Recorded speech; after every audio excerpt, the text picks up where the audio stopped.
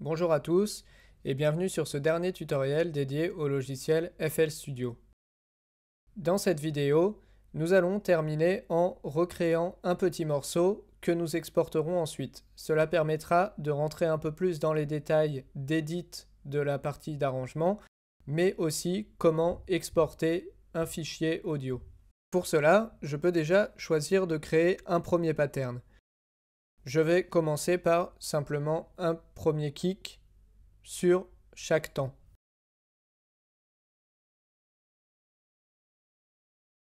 Je place donc mes éléments sur la boîte à rythme et je peux déjà écouter le résultat.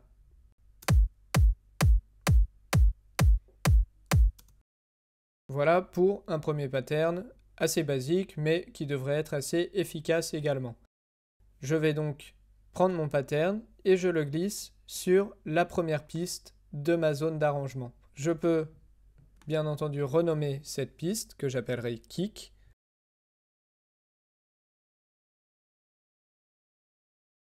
Le but là va donc être d'isoler les éléments de la batterie pour avoir un meilleur contrôle sur l'ensemble.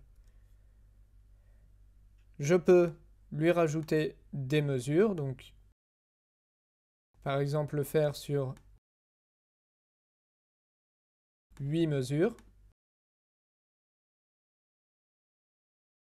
Maintenant que j'ai mon premier pattern, je vais en créer un second, cette fois-ci avec un synthétiseur. Alors pour cela, je me rends ici et je choisis un deuxième pattern. On voit là que mon channel rack est de nouveau vide. Il ne contiendra donc que le synthétiseur et pas le kick en même temps. Ensuite, je me rends dans le menu qui se trouve sur la gauche et sur ce symbole qui ressemble à une prise, je vais me rendre dans synth classique.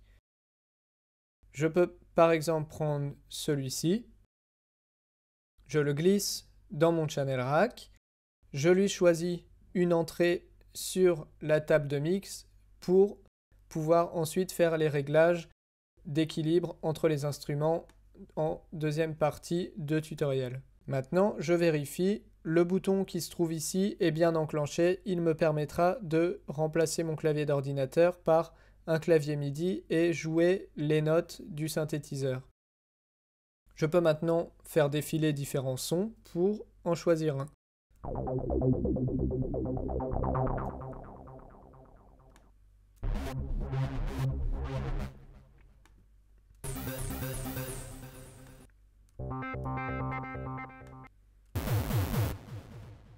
Oui, je peux par exemple prendre le deuxième.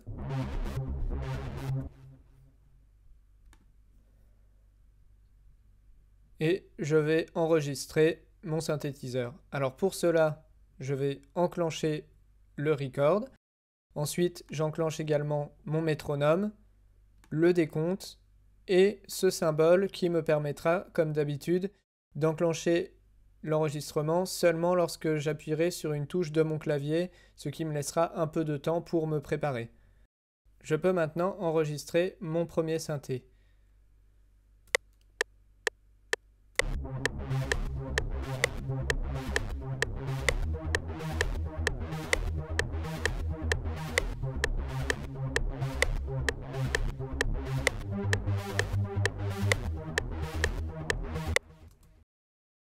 J'ai créé un premier pattern de 8 mesures.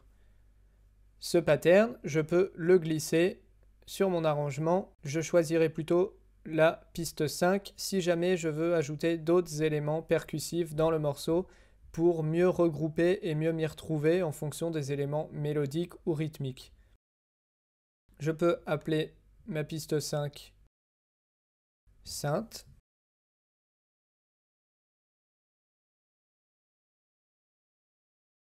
Je lui mets une autre couleur et un symbole.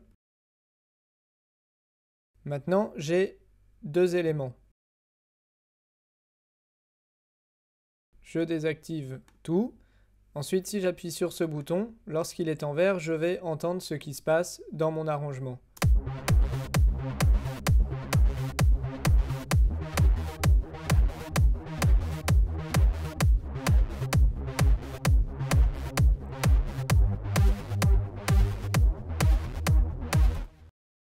j'entends que certains éléments sont un peu étranges par rapport à d'autres. Pour régler cela, je peux simplement me rendre sur mon pattern. Si je double-clique, je vais avoir accès au piano roll. Le piano roll va me permettre d'éditer les notes et les placements. Par exemple, celle-ci, si je vois qu'elle est mal placée, je peux l'enlever et la réécrire, puis la placer sur mon grid. Donc je choisis un snap plutôt au demi-temps, ce qui me permettra de gagner une certaine précision dans le placement de mes notes. Je peux faire de même pour la seconde.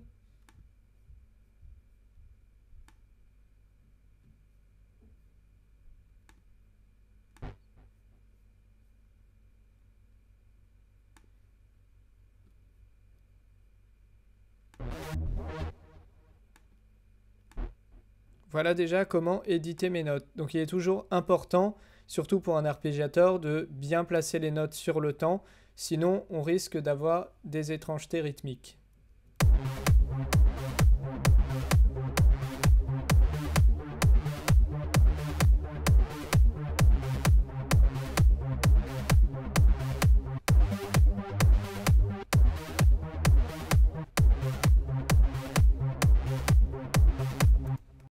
On entend là que certaines notes ne terminent pas exactement comme il le faudrait. Je peux donc modifier encore mon snap.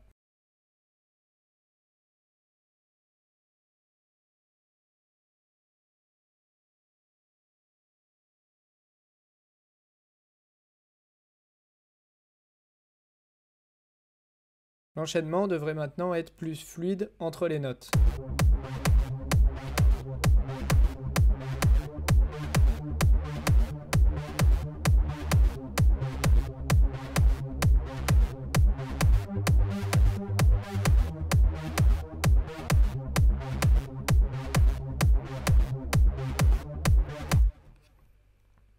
Maintenant que j'ai ajouté ça, je peux également ajouter différents éléments sur ma boîte à rythme.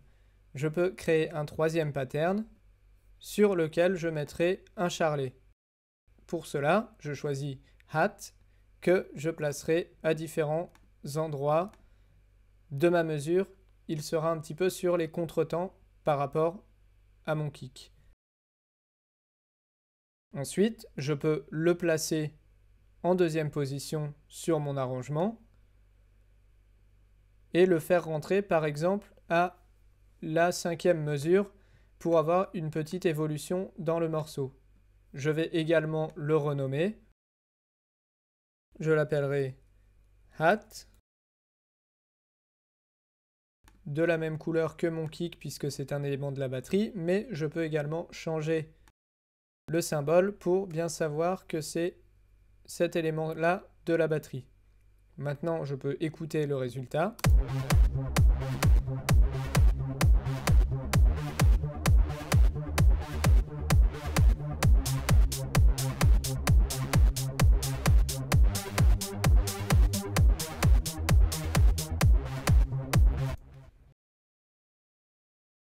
Je peux tester d'autres patterns rythmiques également si je veux modifier un petit peu mon morceau. Alors, je crée un quatrième pattern sur lequel je vais rajouter une caisse claire.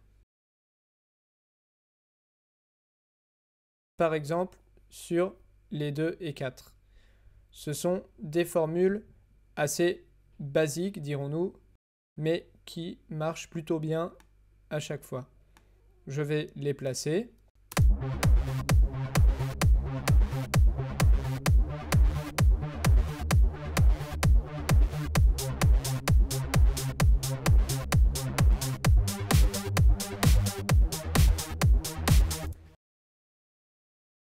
Je vais ajouter un dernier élément mélodique sur mon morceau. Je n'oublie pas bien sûr de renommer également ma snare, lui mettre sa couleur, et je peux passer à un dernier pattern plus mélodique. Alors comme on le voit là également, j'ai laissé un écart entre ma batterie et mon synthétiseur. Maintenant que je sais que ma batterie est à peu près complète, je vais faire un clic droit sur mon synthétiseur et choisir Move Up. Il me permettra de bien replacer ma piste. Alors pour le 5e pattern, je vais chercher un autre son de synthétiseur.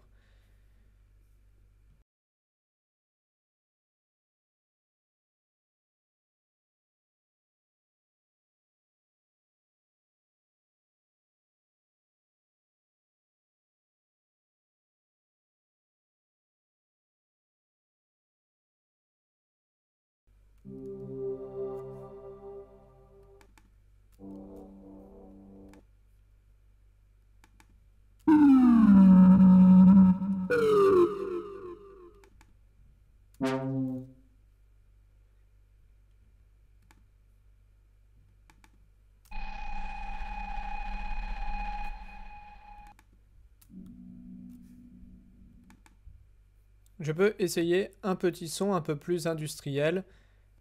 J'enclenche à nouveau mon métronome et mes autres paramètres.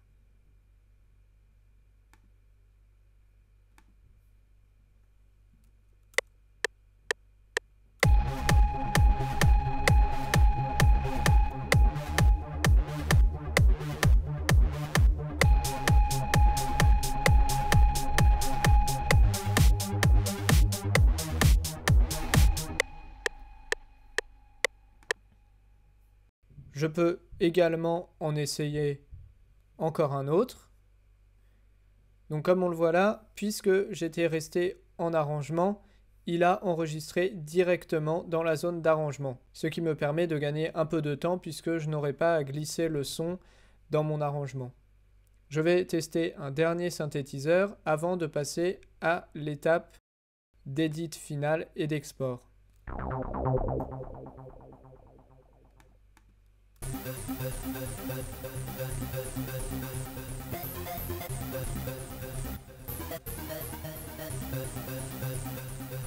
Je peux essayer ici, le son est un peu plus aigu que les autres. Il est également prêt à l'enregistrement. Alors je vais lui choisir par contre un autre pattern, ainsi qu'une autre entrée sur le mixeur, et je peux enclencher mon enregistrement.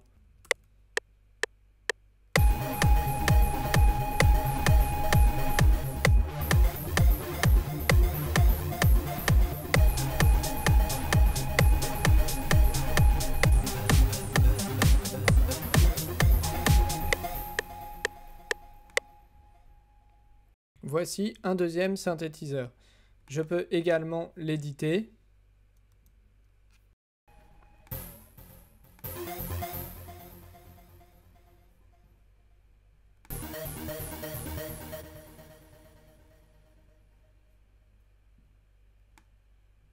Puisqu'il s'agit d'un élément plus mélodique, il pourra flotter un petit peu plus que l'autre.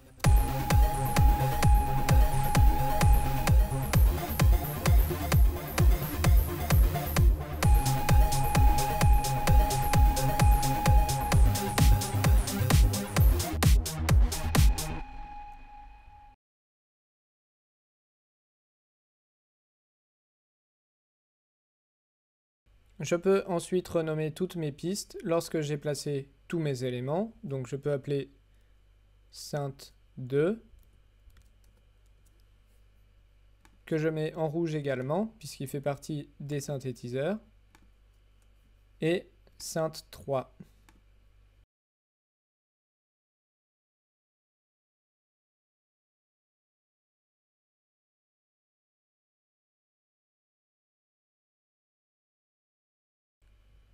Si je veux mieux voir ensuite ce qui se passe dans mon arrangement pour créer une petite structure, je peux l'agrandir comme je viens de faire et je vais choisir les entrées des éléments. Donc par exemple ici, nous avons la caisse claire qui rentre assez rapidement après le charlet. Je peux par exemple essayer de faire une autre structure, même si celle-là correspond plutôt bien, mais je peux également, pour mieux marquer mes changements, faire des entrées toutes les 4 mesures. Donc là, j'ai fait entrée ma snare toutes les 4 mesures. Ensuite, je peux choisir le hi-hat aussi, qui continuera tout le long, et mon kick. Nous pouvons faire cela déjà sur 8 mesures puisque notre son de synthétiseur est sur 8 mesures. Je vais rajouter encore 8 mesures.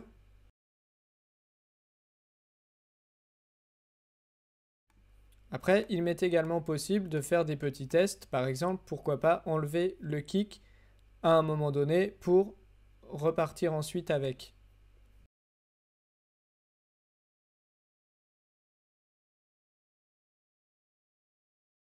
Je peux également faire entrer le synthé lead seulement dans la deuxième partie. Je peux faire des entrées un peu différentes. Donc par exemple, ce synthétiseur-là, je ne suis pas forcé de le faire entrer dès le début. Par contre, le premier pattern, il serait bien de le faire continuer tout le long.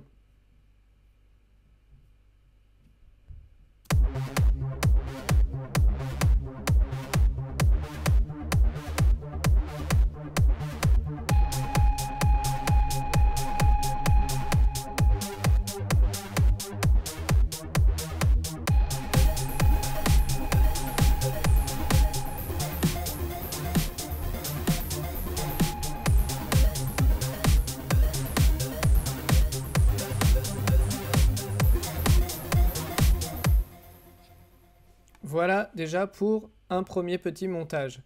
Je ne vais pas entrer dans plus de détails puisque ensuite c'est aussi à vous de choisir comment vous voulez structurer vos morceaux, les éléments que vous voulez entrer dedans. Ici, le but est surtout de montrer les principales clés pour pouvoir ensuite composer soi-même et savoir utiliser au mieux le logiciel. Pour terminer, je vais donc simplement aller sur mon mixeur pour faire un petit réglage d'ensemble. Il aurait été bien sûr possible également d'entrer dans les slots pour pouvoir ajouter des éléments de mixage comme un compresseur, une reverb, etc. Le tout est d'essayer un petit peu et de combiner tout ce que nous avons vu sur ces 10 tutoriels. Je vais faire un petit équilibre entre les différents éléments. Je peux baisser un petit peu mon kick qui est assez présent.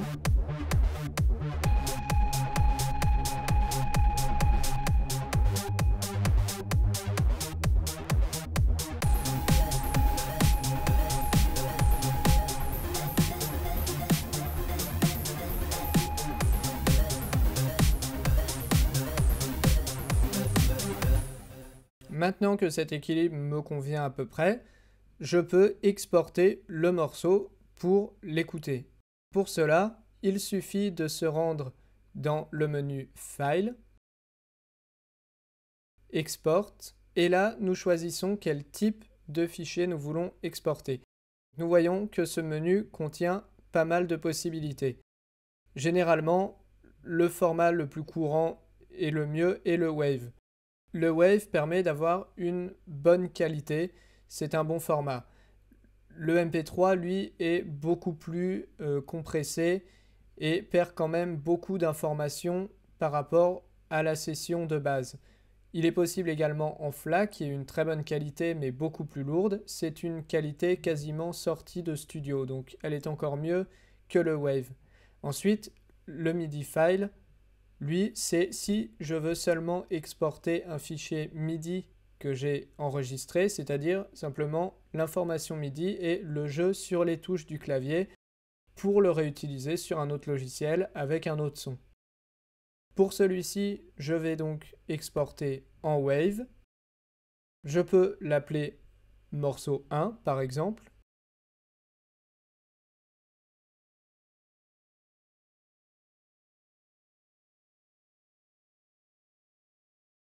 que je mettrai directement sur mon bureau.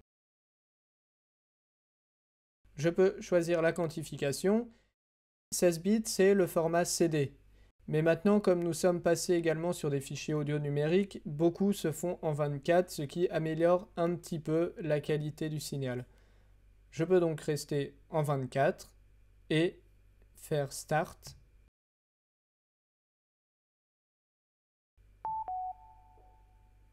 On a bien vu qu'il avait sélectionné les 16 mesures que j'ai faites. Maintenant, je peux aller voir sur mon bureau, j'ai bien morceau 1 que je peux écouter.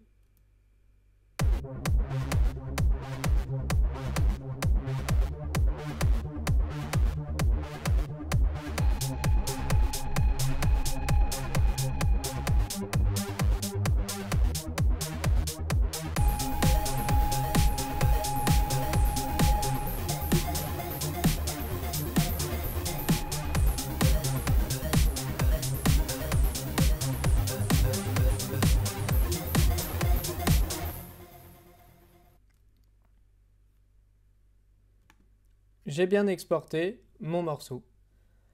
Voilà pour ce dernier tutoriel dédié au logiciel FL Studio. J'espère qu'il vous a permis d'apprendre les clés principales pour maîtriser le logiciel. Maintenant, le mieux est de pratiquer un maximum pour avoir une meilleure connaissance des possibilités de ce séquenceur.